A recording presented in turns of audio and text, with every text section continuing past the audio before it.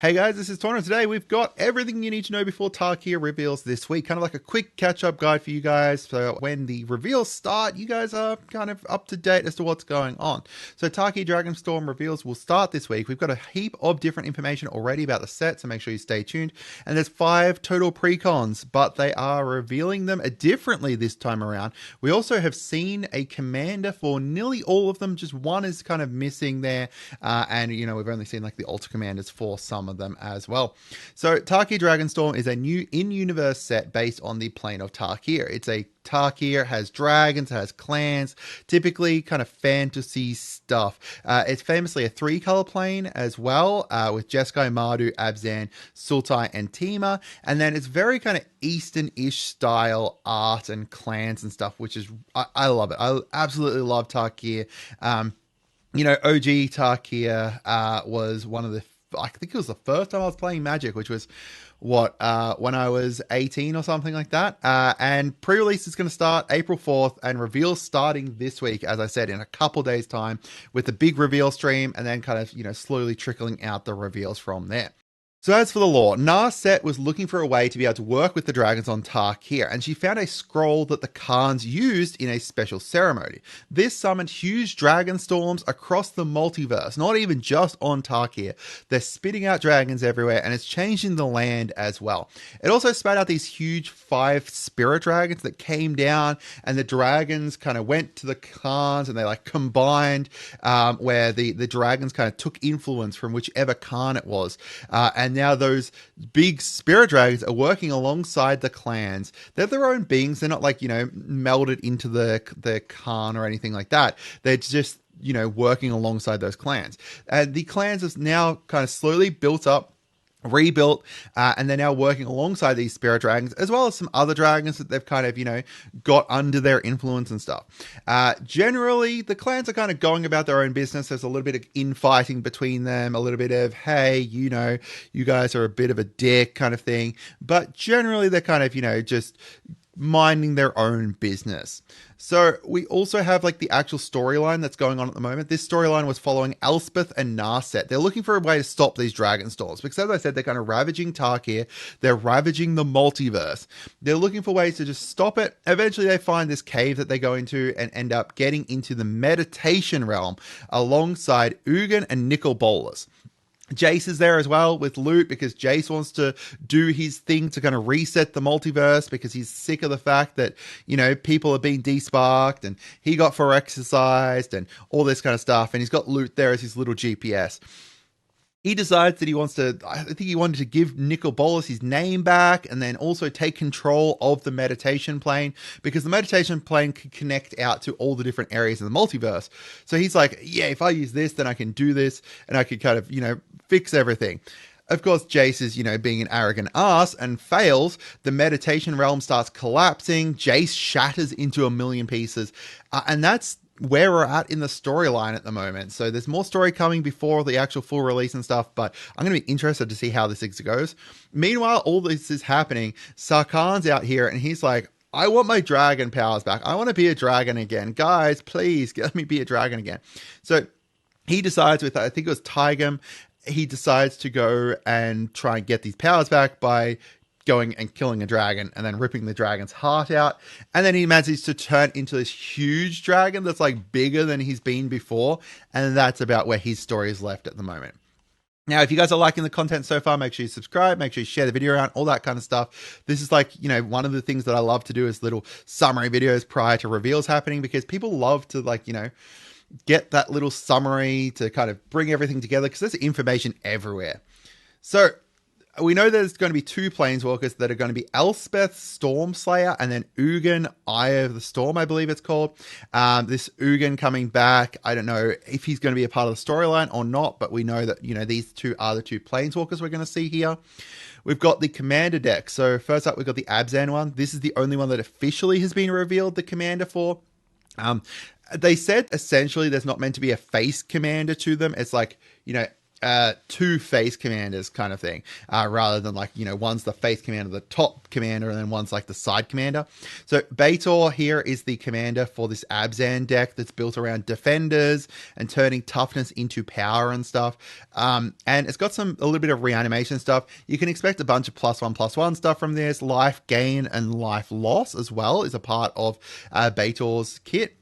We've got the Jeskai Striker here. Now, we know that the commander here is going to be Shiko and Narset unified.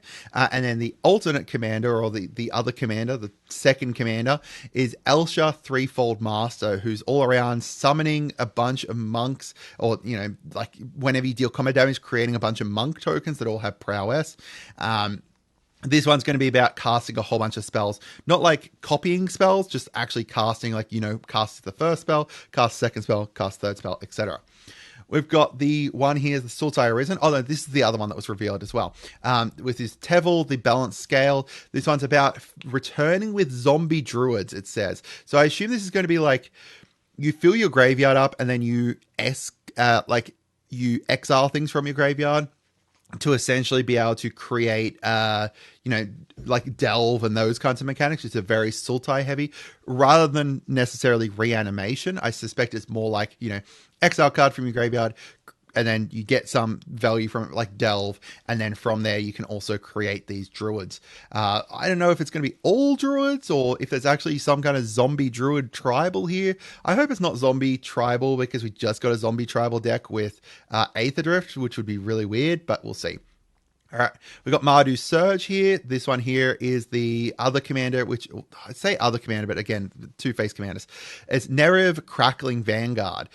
So they create 2/1/1 red goblin creature tokens when they enter. And then whenever you attack, you exile cards from the top of your library, essentially like impulse draw. Equal to the number of differently named tokens you control. It's also just tokens, so it doesn't need to be creature tokens or anything. It's just, do you own 5 different control, like 5 different named tokens? Boom, you create 5 exile triggers off the top of your library. And then it says also during your turn, any turn you attacked with a commander. So it doesn't even need to be attacking with Nerev. It just needs to be anytime you attack with a commander, you may play those cards. And then the final one here is the Teemo one. This is built around ramping up and summoning dragons. We have not seen either the face commander or the secondary commander or any commanders from that. Into the booster fun stuff, we've got 2 different like showcase arts here. We've got the showcase, like the Dragonstorm art, I guess. We've seen both the Shiko Paragon of the Way here, and then Sarkhan Dragon Ascendant. Those are 2 different ones that we've seen so far. And then we've also got Borderless, as we always do, but I really love these borderless for the sieges, because they're like, the war table kind of thing. And then in the collector boosters only, we've got the Ghostfire, which is really amazing. I love this Ghostfire art. And then there's also Halo Foil Ghostfire, which extends out, and then it's got that special kind of foiling, similar to what we've seen in like, it's not going to be exactly the same, but kind of like how we've got like the Surge foiling essentially. And then there's also a serialized Mox Jasper, which is going to be the headliner. If you don't know, in each set, they essentially choose a card that gets a few different treatments and then also has the serialized version of it. And this time around, it's a Mox Jasper, which is essentially like a, the Mox cycle. This one here, however, relies on you controlling a dragon. So I've got the normal art here for it. We've got the dragon showcase art for it. And then we've got a retro foil art for it as well. These are going to be the 5 different commander previews here. As I said, they're doing something a bit different this time. Previously, they've kind of been revealing the dragon, the commander decks at the very end, when the kind of, the normal set's almost wrapped up, or at least revealing them, within 1 or 2 days. This time around, we've got them kind of sprinkled throughout the whole thing. Keep in mind, there is a gap in here. That's because it's the weekend. They don't tend to do reveals on the weekend. However, they will do reveals on they usually only skip 1 day, which is the US's Saturday, because in the US, Sunday is Monday here in Australia. So then they give some reveals to Australians on Monday. So that way, there's only really 1 day that's missed out, which is that Saturday. So we've got, these ones here. I'm pretty excited about basically all of them. I don't even know which ones I'm going to get. I'm really excited to see. And if you are from Wizards, side note, my dream is to really get to reveal one of these, or just do any reveal. I would love to do a reveal. That's my dream, is to get to do a reveal for Wizards. If you are from Wizards, hit me up.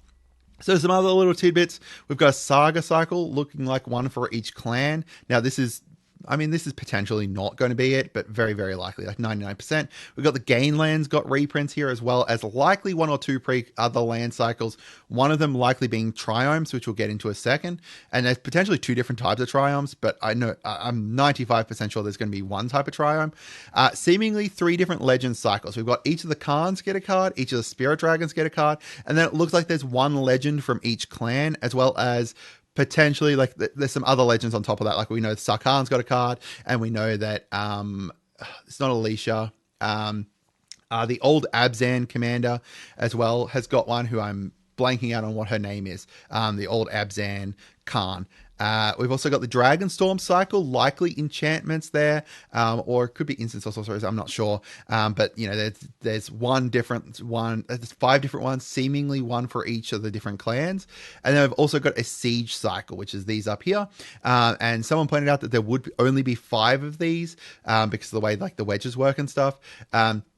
Which are choose X or Y. So, this one here is choose Abzan or Mardu, and then you get a benefit based off of whichever one it is. I don't know, both of these are pretty decent. At the beginning of end set, put a +1 on each creature you control. Yeah, that's really strong. And Mardu one's pretty strong too, to be honest. And there's going to be 5 different ones of those. So this is what I was talking about, the Tri-land cycle.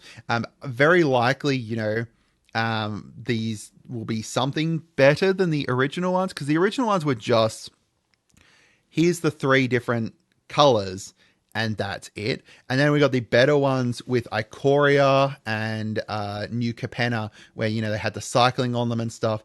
I'll be interested to see what these ones do. But there's also like a village cycle seemingly as well, so we'll see what that is as well. And then they got this here, which is they talked about specifically a new dragon typal enchant that is inspired by a famous or popular zombie one, and this seemingly looks like it. Necrogenesis definitely screams kind of like a Dracogenesis screams like Necro-Duality to me. Could be Rooftop Storm as well, who knows. And then finally, we've got these. So I wanted to talk briefly about this, because there is going to be 5 different pre-release packs, one for each of the clans, which will come with 5 play boosters as normal. Well, normally it's 6 play boosters, but then you'll also get a special clan themed pre-release booster. So like, for example, if you get the Abzan one, obviously the clan themed pre-release booster with that would be an Abzan themed one. Now there is potential that they reprint like Nomad Outpost or something like that in there, like the basic triomes, which would make a lot of sense. Or there will be some kind of lands assumedly within this pre-release booster, because like a 3-colored set is going to be more difficult to have your lands with it without having like a guaranteed land from this. So yeah, we'll see how that goes. I'm pretty excited about this. I don't even know which one I want. Typically, I've been a very teamer kind of person. Like I've got my Miriam deck, which I absolutely love, but I've been more leaning towards like a Mardu lately. So we'll see. But I'd love to hear from you guys as to what your thoughts are. I hope you guys had a wonderful day, and goodbye.